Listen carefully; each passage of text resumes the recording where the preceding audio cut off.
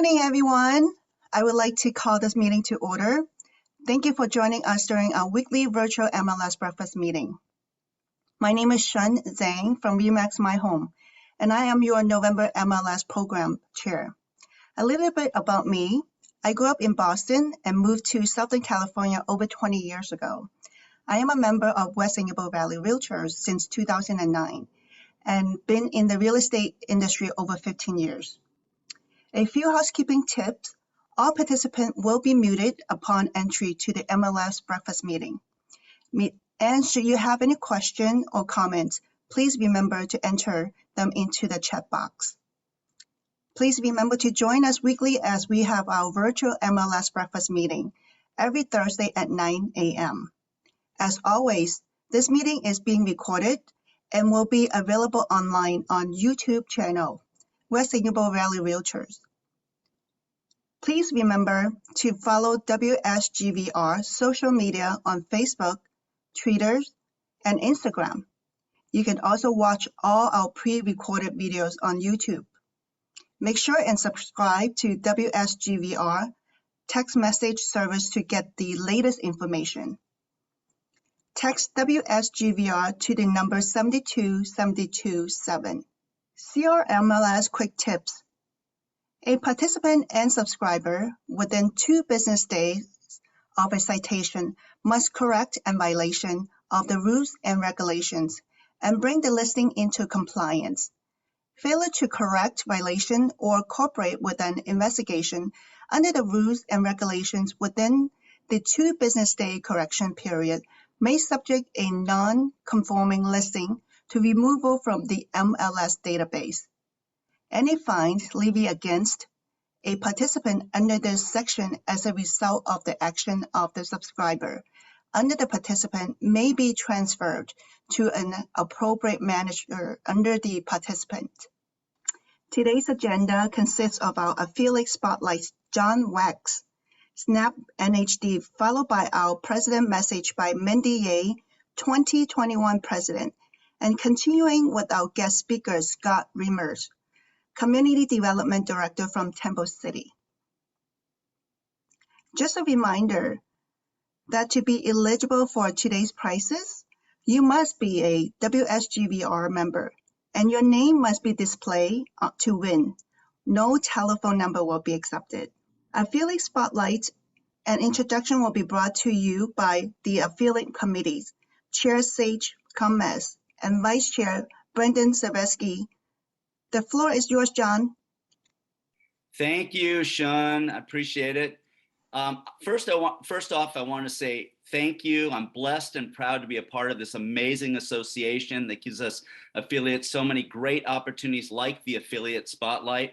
And I just wish much success in the way we're going, the way we've adapted to the way we have to do business and have our meetings is just fabulous. I'm really proud of the whole team. Next slide, please. A couple things. Everyone knows I have my father. He's 96 years old. I'm very close with him. I talk to him daily. I get to see him on the weekends. And usually what we do is we go out and we have pancakes and eggs at IHOP. And he loves that. And he eats everything. He's so happy to do that and get out and see people. And because this pandemic has been very hard on him. And my other pride and joy is my son. He's 20 years old and he's in his 3rd year over at Cal State Northridge getting straight A's, and he's a civil engineering student and he's doing very well in his classes. And what we like to do when we get together is we like to do some playing. We play paddle tennis in his backyard and things like that. And then oftentimes go over to my sister's and having a cooking day. Like we'll do teppin outside. She has an outside grill. And so my son and I will get on the grill and we'll do teppin, make fried rice and stuff like that. So it's a lot of fun when we get together. Next slide, please. A little about our services and what I do. I've been in the business over 27 years. And I'm with you from the time that you order the report all the way through the transaction. And even if you don't have a report, if you have a question regarding NHD tax, environmental, or those kind of things, even the new CAL FIRE just contact me. I'd be happy to answer any questions for you, your clients. I'm hands-on regarding that. We have the best pricing. I'm not going to go into it. It's right there for you. We have the fastest delivery of the reports. You can order them 24/7 online, anytime, even holidays, at www.snapnhd.com, and they come to you in minutes, unless we have to check an APN and the address doesn't match. Also, we have the highest quality. All our reports are checked by specialists, our earth scientists, and before they go out to you. We are tied in to all the information services, so you're always getting the most accurate information. And to go along with that, we have we're the only company approved and licensed by CAR to have the new fire hardening defensive space disclosure and addendum CAR form in the report, so you don't have to search your CAR forms for that. If it's in the high fire or very high fire zone, boom, we'll tell you that, and then the form is there. If you have questions regarding the form or how to use the form, setting up any of the fire inspections and things like that, I'm here for you to answer those questions and guide you through the process. And then also, we are in the drop-down menu of the CAR forms, another way we're approved by CAR. And our reports are a smart report. What you do is you just go to the snapshot, see if there's anything in there. Then you go to the table of contents, click on the item that you want more information on, boom, it brings you to the explanation section. It makes it very easy for you to glide through the reports, understand the information that you need. And if you need other information, just contact me and I'll help you with that as well. The other thing is that we're here for you. I thank you for your support. My information will be in the chat. Let's have a great meeting and a super week. Thank you. Happy November. Thank you, John. We now have affiliate introductions. Always remember to support our affiliate with your transaction.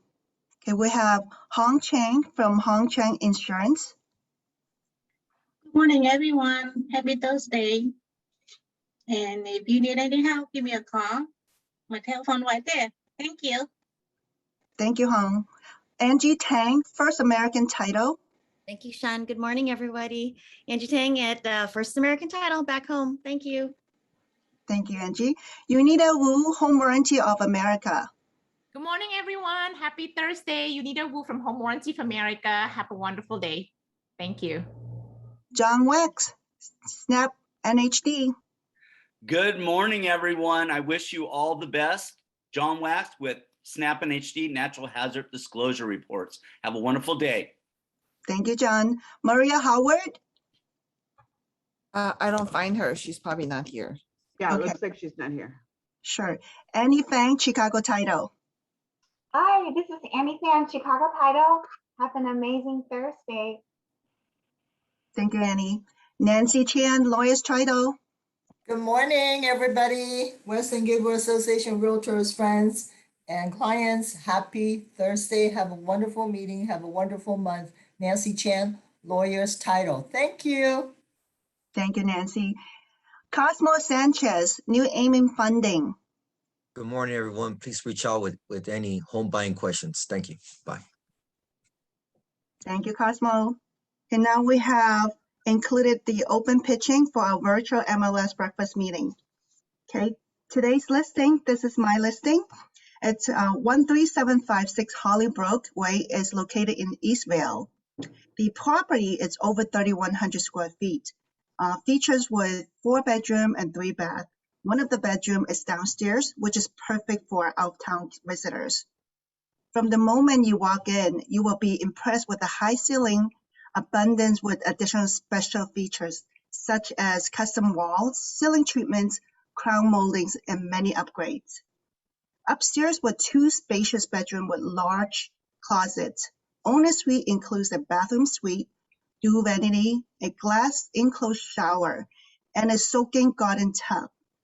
A huge bonus room over 300 square feet can be either used as a great recreational room or turn into the 5th bedroom if you need it.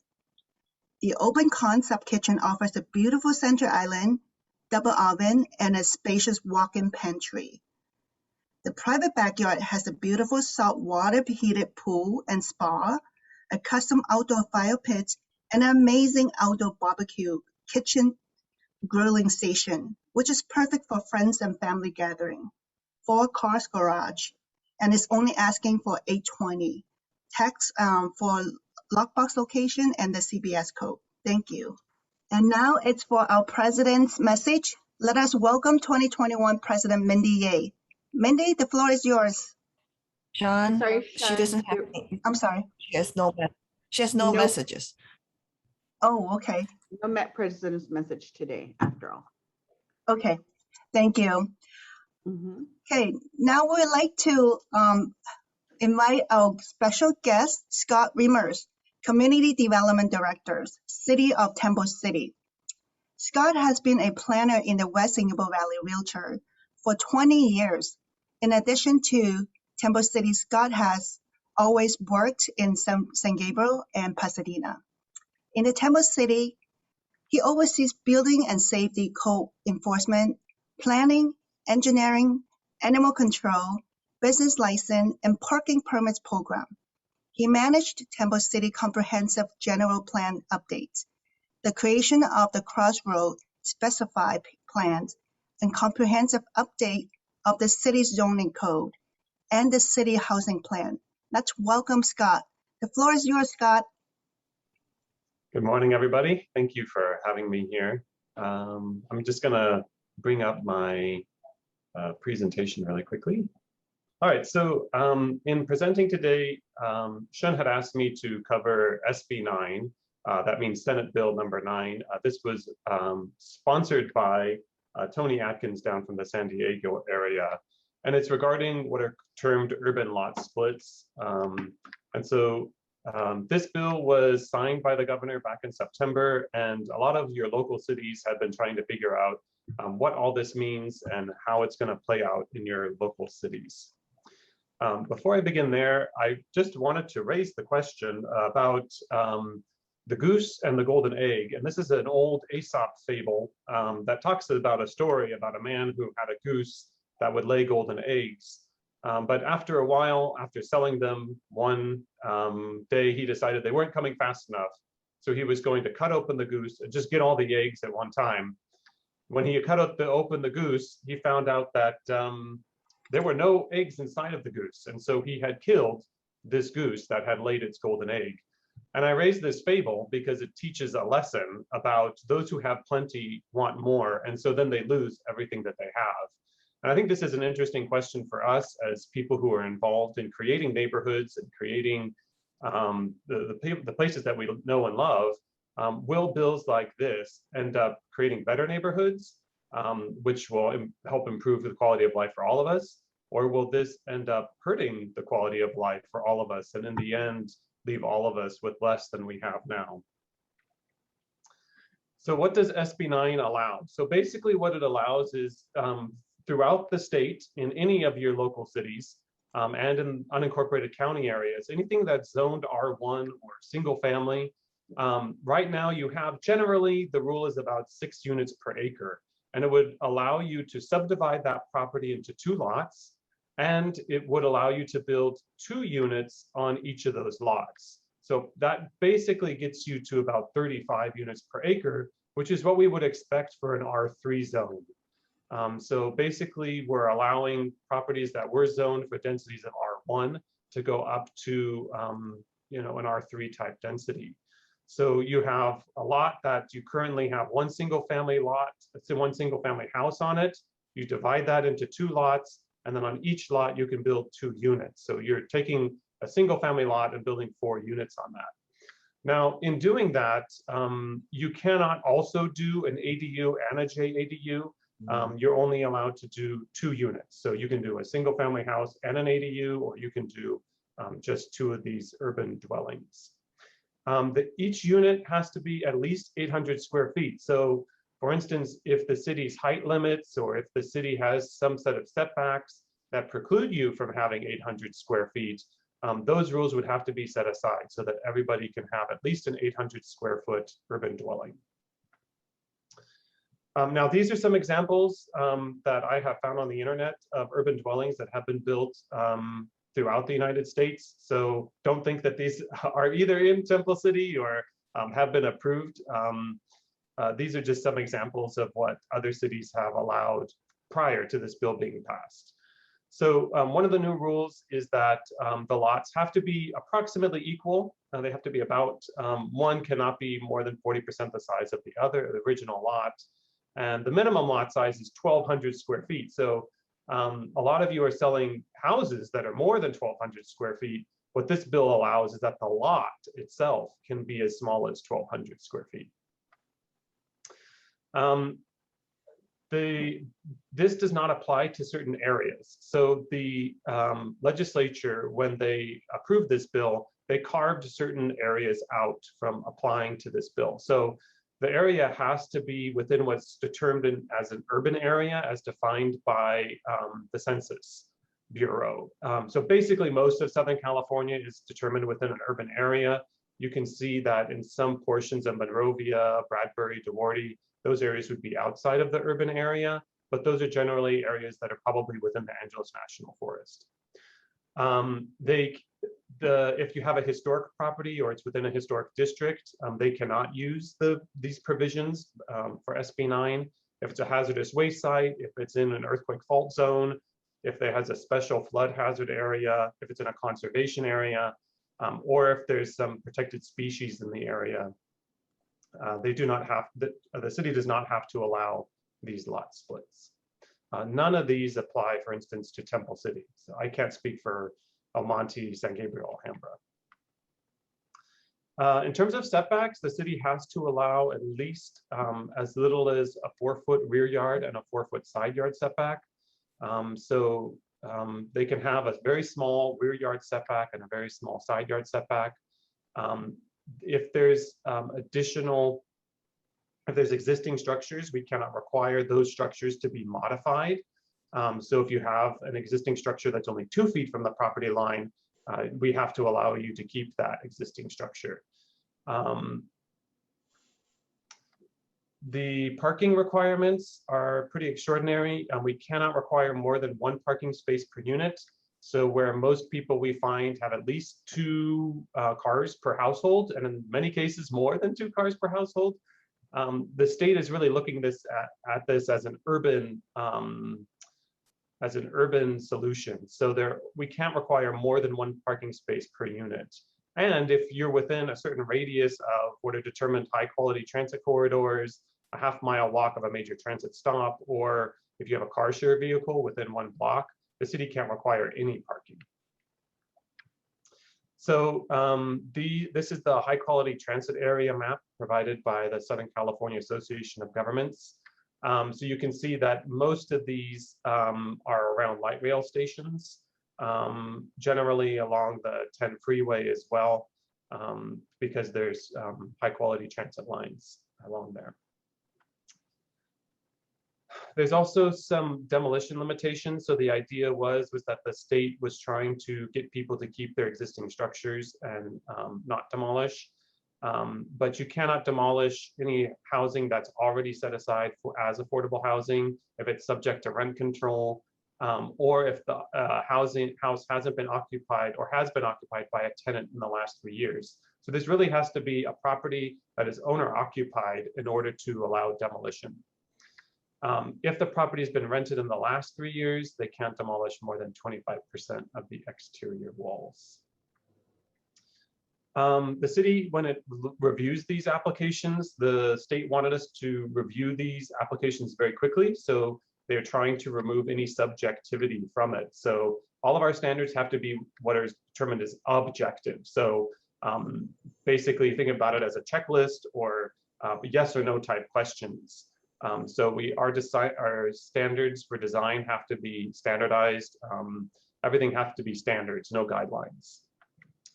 When we process them, they have to be processed ministerially. That means that nothing would go to a planning commission or to any sort of like public hearing. So if somebody was subdividing the property next to where you live and building a 3-story house on each or 4 3-story houses, you would not be notified of that. there's no discretion that can be used in this application. So if you wanted the city to write findings that the project is well designed, the city can't do that sort of thing.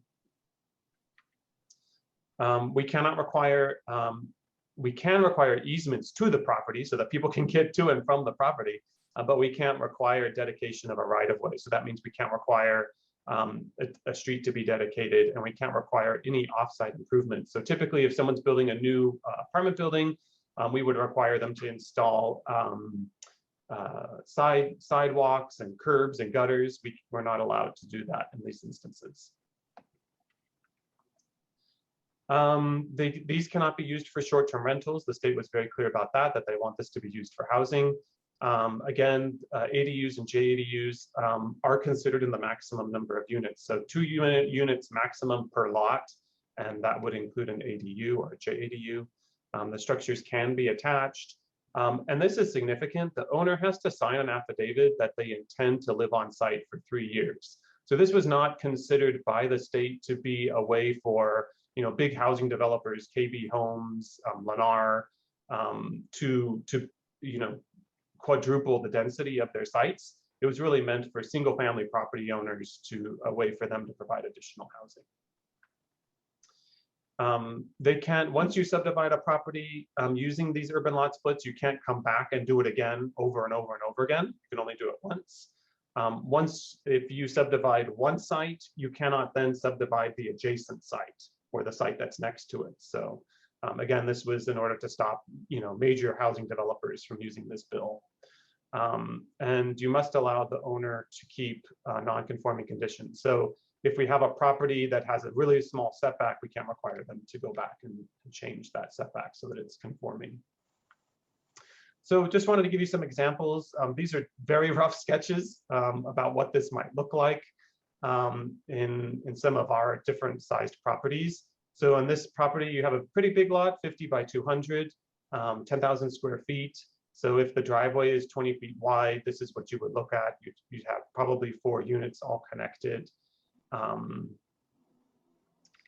And then this is an example where if the city said that the maximum size of the unit would be 800 square feet per the state law, then you would probably see some additional setbacks in the rear. So you can see the rear setback here is only 4 feet. Here you would probably see some additional setbacks either between and also between the structures. This is a smaller property now, 50 by 150, which I think we would all agree is pretty close to standard in the San Gabriel Valley. A 7,500 square foot lot.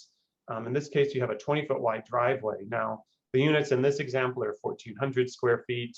And now you're starting to get some pretty significant mass. So it's feeling very bulky, almost like an apartment building. And so these units are starting to feel almost like you're inserting multifamily development into a single family zone. But if we place a maximum cap of 800 square feet, that would help provide some additional, in this example, you have 800 square foot units. You start to break down that mass into smaller portions and start to create some setbacks. So my expectation is that in many cities that they will set a cap for the size of these units, either at 800 square feet or close to it.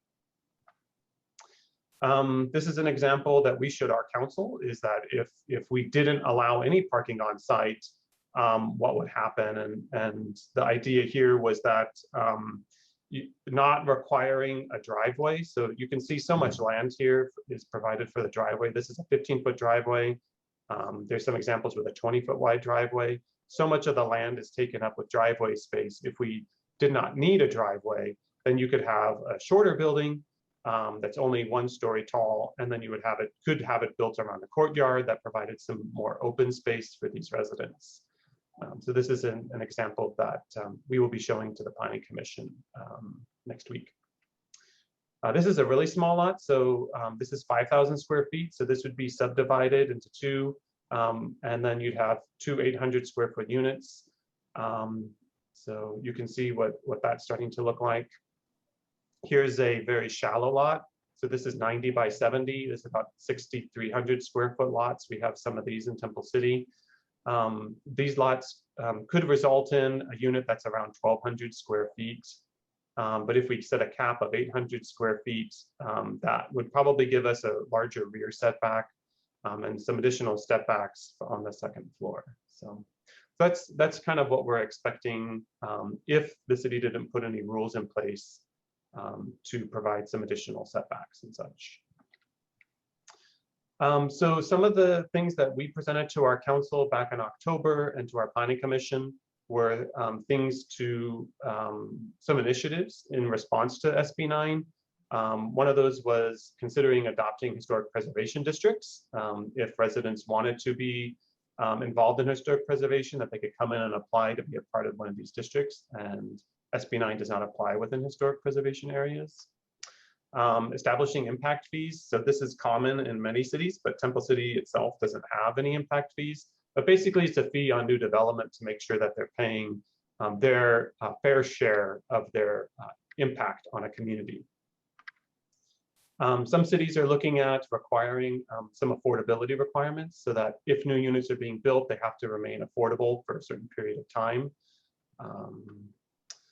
This was one thing that we're looking at as an option, is not as prohibiting parking on site and off site, so that the residents here have to self-select. These have to be residents who are willing to arrive at their properties either by bicycle or by walking, or using transit, or using some sort of ride-sharing service. Normally, if a city was going through normal practices and we wanted to triple or quadruple densities in an area, we would have to go through a process to determine what would be the environmental impact of doing that. The state legislature doesn't have to do that. And so in quadrupling the density of our single family zones, there was no environmental review done. And so one of the things some cities are looking at is requiring some things to lessen the environmental impact of new development by requiring LEED certification. And then I think a lot of your cities are going to see, are looking into setting new development standards that are specific to these urban lots. So what's the appropriate FAR and lot coverage and setbacks and heights and so forth. So those are some things that we're looking at as well. And then there are also probably would be looking at some objective design standards for new housing. And so in terms of next steps, state law is going to go into effect on January 1st. That at that point, communities can, residents can start applying to do these SB 9 urban lot splits. The cities and LA County are right now preparing ordinances to take these state rules and apply them in their own jurisdictions. Most of those cities are looking at doing an urgency ordinance so that those rules go into effect before January 1st. So if you're interested, if you have clients who are interested, the best thing to do is have them contact your local city planning department. And then lastly, I just wanted to let you know, because sometimes we get complaints from people about these bills, or we get people who really love them. And so I always like to turn back to let you know who sponsored these bills. And so, for instance, Senator Susan Rubio, who I think is the legislator for all of the West San Gabriel Valley Board of Realtors area. She sponsored the bill and voted in favor of it. And Assembly members Ed Chow and Blanca Rubio, who also oversee this area, they did not record a vote. So they didn't actually vote on these two items. They decided to not do that. So with that, I'm available. I think there's some questions maybe in the chat. And so I'm available to answer any of those. Okay, feel free to type in the questions. I do have one question for you, Scott. So all these regulations are just for Temple City. Each city might have a little bit difference in terms of the regulations. Are these, most of them are similar for most of the government required, or? Yeah, so the bill included a lot of requirements. And so for instance, it said, what is the maximum setback we can request? What is the maximum unit size? Some of those requirements were all set by the bill. And then each of your local cities are going to figure out how to take those and apply them to their local jurisdiction. So each city is going to kind of respond differently based on their own community character. And our council and planning commission are not very supportive of these types of urban lot splits. So you're going to find more strict rules in Temple City than you are in some of the other cities. Okay, great. I have a question from Judy Chow. 800 square feet unit limit throughout the state, or? Yeah, so that is part of one of the state rules. So the state says cities, you have to allow at least 800. So some cities that are supportive of this could allow larger units if they want. They could allow a 1,200 or 1,500, but we have to allow at least 800. Okay. Joanne asking how to find out which city is in the urban area. Okay, there is a map in the presentation which I'll be forwarding to Sean at the end of this meeting. Basically, every city is within the urban area. So you can see all the way up from Pasadena, Monrovia, Bradbury, DeWarty, El Monte, Monterey Park. Most of these are all within urban areas. The only things that are outside of the urban areas are pieces that are mostly in state or national parks. It's possible that some of the areas in Palmdale, Lancaster, out in the deserts might not be, but I'm not an expert on those areas, so I just focused on the San Gabriel Valley. Okay. Ling Chow has a question. Does this change the density per acre? And will this SB9 might trigger the SEQA? So yes, so the city will have a base density, which is generally for single family zone 6 units per acre. But if you're applying to do a lot split, you will be having densities higher than that. And that's going to be dependent on the lot size that you come out. So basically, it's kind of a way to increase density in the single family zones. CEQA is an interesting question. So CEQA only applies to local jurisdictions like cities and counties. It does not apply to the state. So the state can take action, the state legislators can take action outside of CEQA. And that's one of the difficulties is that this will definitely provide housing and likely provide affordable housing. But what is the environmental impact of this? Nobody has studied that. Okay. The other question, in view of current housing shortage, will the city allow 2-story to be on the ADU in the near future? So with ADUs, some cities do not allow a 2nd-story ADU, or if it is in the 2nd story, it needs to be within an existing structure. The problem with allowing 2-story ADUs is that the state doesn't allow cities to require more than a 4-foot setback in the rear. So if you're allowing a 2-story ADU, you have to also allow that to be 4 feet from the rear yard. And most of our community members and residents don't want a 2-story structure only 4 feet from their rear property line. So I think that's why you're finding a lot of local jurisdictions are not allowing 2nd-story ADUs, because they don't want to have such a tall building only 4 feet from their rear property line. Okay. Joanne Ling asks, can you still build extra unit without subdivisions? You can. You can do what I'm terming just as an urban dwelling. So you could just do a regular duplex on a single family lot. But I'm not sure that will be advantageous to most people, because already under state law, you can do a single family with an ADU. So doing the urban dwelling without the lot split, I'm not sure will be advantageous. Okay. Frankie Ho asks, what is the requirement to buy overnight street parking permit in Temple City? I know we had a long conversation at the city council meeting when I was sitting in last 2 weeks ago. Okay, So, very interesting question. So to get an overnight parking permit in Temple City is different than some of our surrounding cities. So in Temple City specifically, the basic principle that the council wanted to establish was that if you don't have room to park your car on your property, then we will issue you an overnight parking permit. So the applicant has to demonstrate that there's no more room on the property to park the vehicle. So to do that, if there's already a 2-car garage and they're just using it for storage, we will not issue an overnight parking permit. The garage has to be used to park the vehicle, the driveway has to be used to park the vehicle, and only after all of those remedies have been exhausted, then the city issues an overnight parking permit. got it. Thomas Wong, are there any restrictions for owners selling a lot split and build for investment?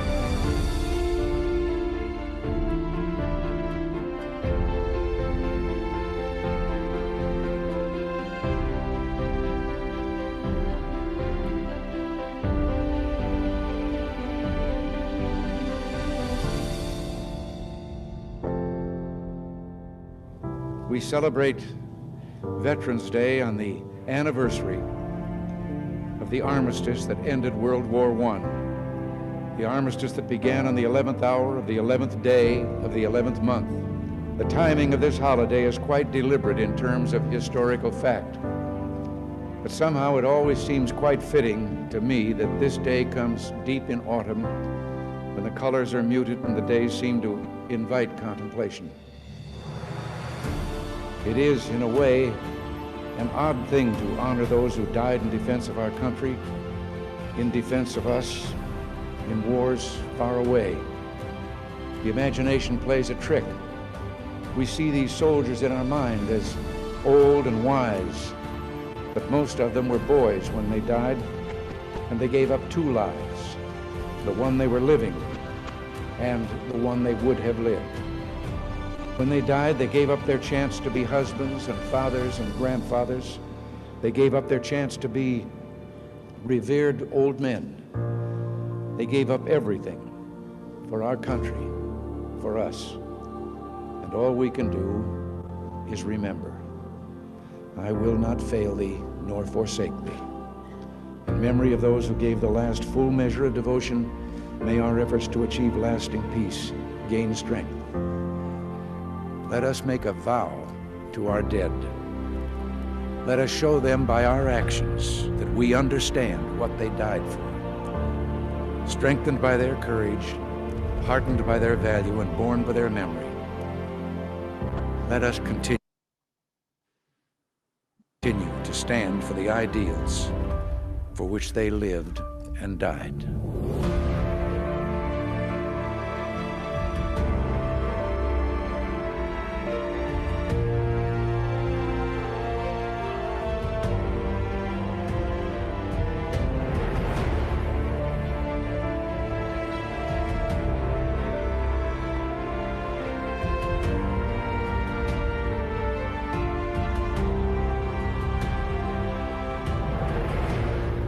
In the long history of the world, only a few generations have been granted the role of defending freedom in its hour of maximum danger.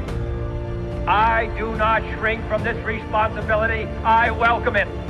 I do not believe that any of us would exchange places with any other people or any other generation.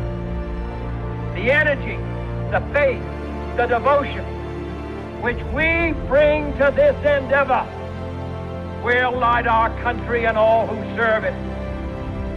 We shall pay any price, bear any burden, meet any hardship, support any friend, oppose any foe to assure the survival and the success of liberty.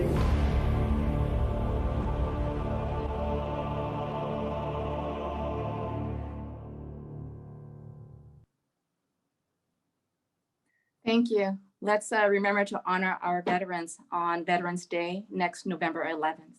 Thank you. Back to you, Shan. Thank you, Nanette. That was wonderful. Very moving for me. Now we have the attendance drawing. Please type your DRE member name and email in the chat box. Please make sure to participate in our education class. Later on, I will read out the list of the classes. Oh, here we go. Oh, here we go.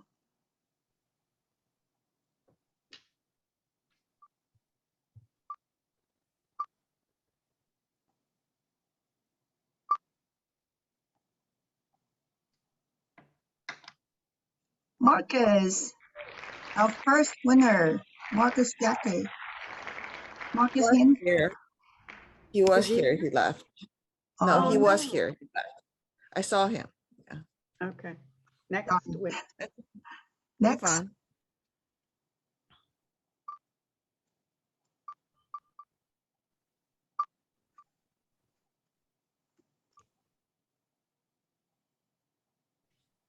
The spinning is Our not next- spinning. John Quach, our next winner. John is here. John? John, can you please type in your name and your email address? Let's see if he replies. Congratulations, John. Wait, hold on. Let's make sure he replies. Okay. Hold on for a second. Hold on. Let's see. John, can you type in your email address? You know, some people put this on radio mode. You know that, right? You want to call out 3 times and move on? Okay. John, John, were you able to type in your email address? Oh, there he goes. Thank you, John. You guys see it? Yes. Okay, We need your perfect. email address, John. Okay, let's try our second winner. Oh, he just put JQ. Okay, That's second all one. right. Maybe they're having Dixon Liu, our next winner. Dixon, are you here? Dixon Is he here? Let's make sure he didn't put us on the radio mode.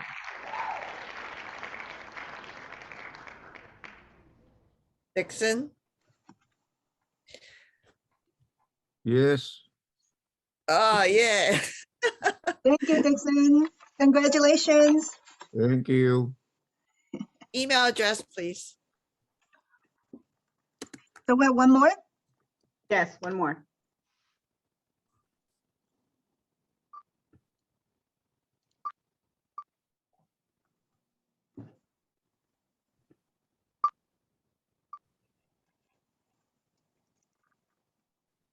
Did it spin?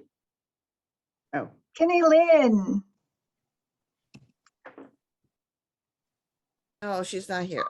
She's not, Kenny not here. Okay, we move on with the next one.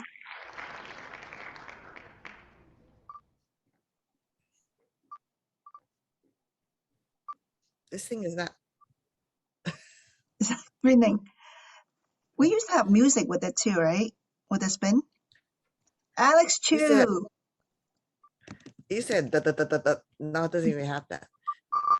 No. Not here? Alex, is she's not here? No.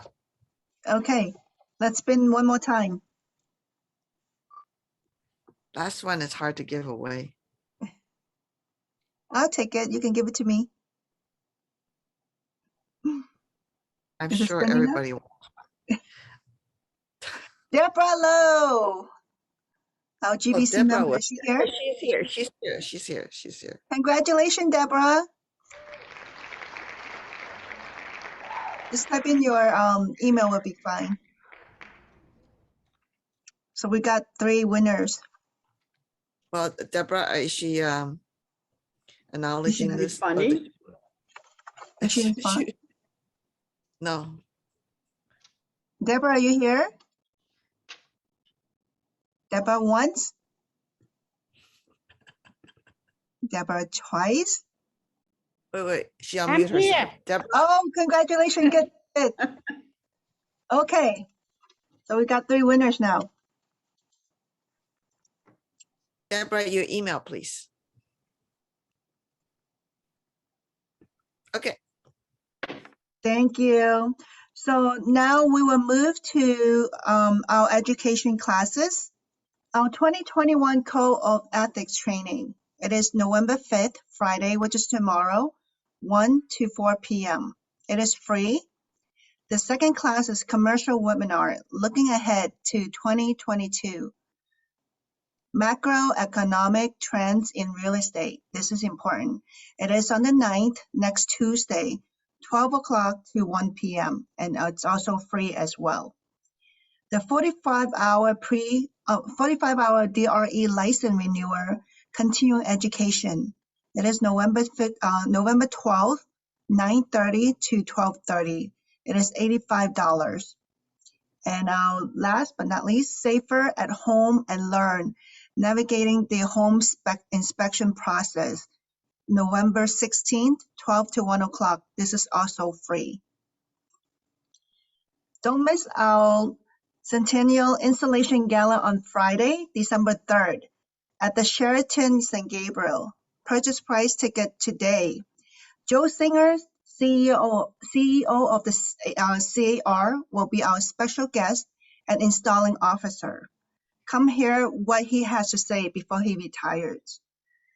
Now, we will not have meeting next week as the association will be closed in observance of the Veterans Day holiday. Please join us following week as we welcome Mel Wilson and Karen Herrera